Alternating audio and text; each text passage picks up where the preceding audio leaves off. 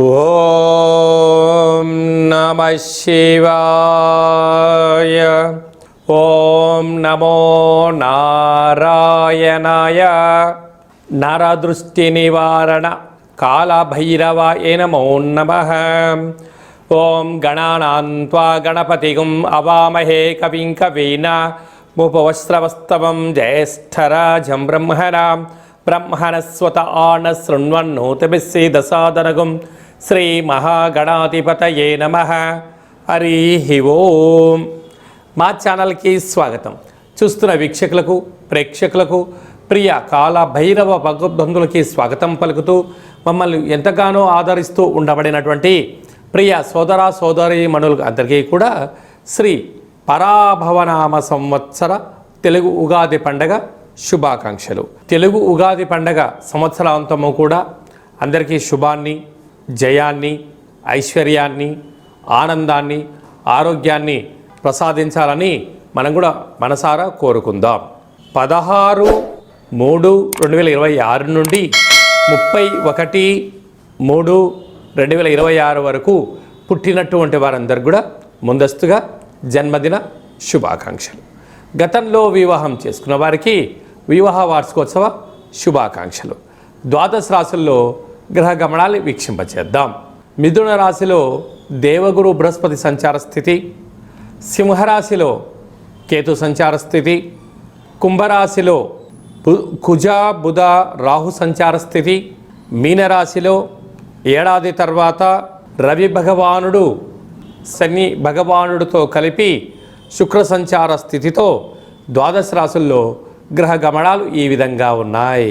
మేషరాశి వారికి ఏడాది తర్వాత రవి భగవానుడు ఒకవైపు ఏలనాటి శని ఉండగా శని భగవానుడితో ఉండగా శ్రీ పరాభవనామ సంవత్సరంలో ప్రారబ్ధకాల సమయంలోనే మనకు ఎలా ఉండబోతుందో ఈ వీడియోలో సవివరంగా సంపూర్ణంగా తెలుసుకుందాం.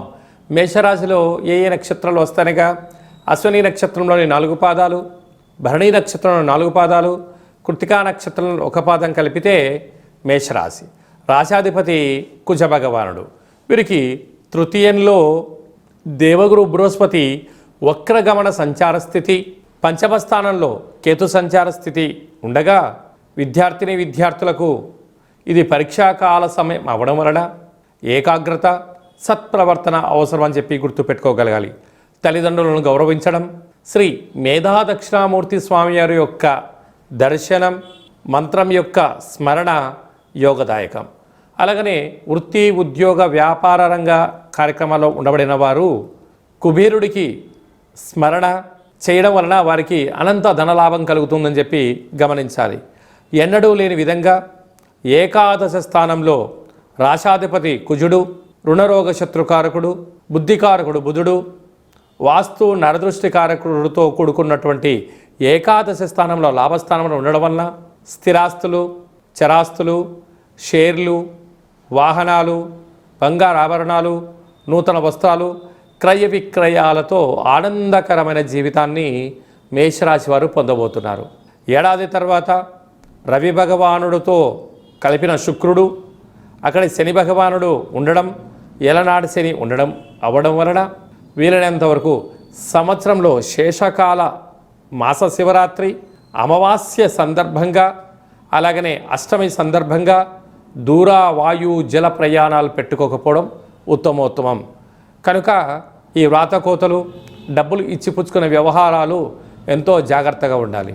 కనుక మేషరాశి వారు తప్పకుండా పరమేశ్వరుడికి రుద్రాభిషేకం, అంటే సంవత్సరం చివరి సోమవారం అవ్వడం, అమావాస్య తిథి ఎందున కూష్మాండ దీపము, గృహంలో నారికేల దీపాన్ని వెలిగించుకోవడం, ఇంకొంచెం శక్తి కలిగితే ఇంట్లో సాంబ్రాణి ధూపాన్ని వేసి స్మరణ చేయడము యోగదాయకంగా గమనించాలి.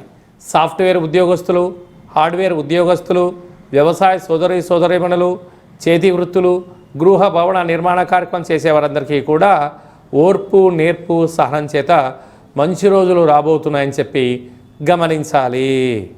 మార్చి మాసంలో ద్వితీయార్థంలో ముఖ్యమైన పండుగల గురించి క్లుప్తంగా, సవివరంగా, సంపూర్ణంగా తెలుసుకుందాం. 17వ తారీఖున సోమవారము తెలుగు సంవత్సరాదికి చివరి సోమవారము మాస శివరాత్రి సందర్భంగా మహాదేవుడికి రుద్రాభిషేకం చేసుకోవడము యోగదాయకం అని చెప్పి గమనించగలగాలి. అలాగనే 18వ తారీఖున బుధవారము అంటే మంగళవారంతో కూడుకున్నటువంటి అమావాస్య, బుధవారం రోజు కూడా అమావాస్య ఛాయలు కొనసాగుతూ ఉన్నాయి కనుక మనము తెలుగు సంవత్సరానికి చివరి అమావాస్య అవ్వడం వలన ఇంట్లో కూష్మాండ దీపాన్ని వెలిగించుకొని ఇంటికి దిష్టి తీసి బయట వేయడము, చాకలి వారితో ఆశీర్వచనం తీసుకోవడం వల్ల సకల శుభం కలుగుతుందని చెప్పి గమనించాలి. అలాగనే మనకు 19వ తారీఖున శ్రీ పరాభవనామ సంవత్సరము ఉగాది పండగ ప్రారంభము. ఆ రోజు మనము మంగళ స్నానమును ఆచరింపచేసి షడ్రుచుల సమ్మేళనమైనటువంటి తీర్థప్రసాదాలు స్వీకరించడము, పంచాంగ శ్రవణము, దేవతా దర్శనము, తల్లిదండ్రులకు గురువులకు నమస్కారం చేయడము శుభసూచకం. అలాగనే మనకు 27వ తారీఖున శ్రీరామనవమి అనగానే రాముడి కళ్యాణంలో పాల్గొనడం వలన సకల శుభాలు ఐశ్వర్యం కలుగుతాయని చెప్పి గమనించాలి. అలాగనే మీ వ్యక్తిగత జాతకం తెలుసుకోవాలనుకుంటున్నారా? మీరు మీ యొక్క పేరు, పుట్టినటువంటి తేదీ, నెల, సంవత్సరం, పుట్టినటువంటి సమయం రాసి వాట్సాప్లో పంపించగలిగినట్లయితే 100 సంవత్సరముల జాతకాన్ని రాసి పంపించి మీరు పుట్టినప్పుడు గ్రహ గమనాలు ఎలా ఉన్నాయి, ప్రస్తుతం ఎలా ఉంటున్నాయి, రాబోయే కాలం ఎలా ఉండబోతున్నాయో సవివరంగా సంపూర్ణంగా తెలియజేయడం జరుగుతుంది.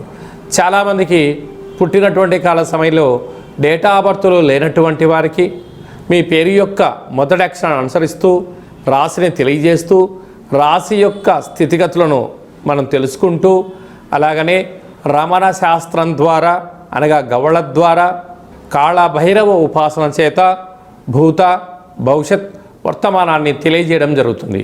కనుక ఈ కింది నెంబర్ను సంప్రదించి అపాయింట్మెంట్ తీసుకొని సంప్రదించగలరు.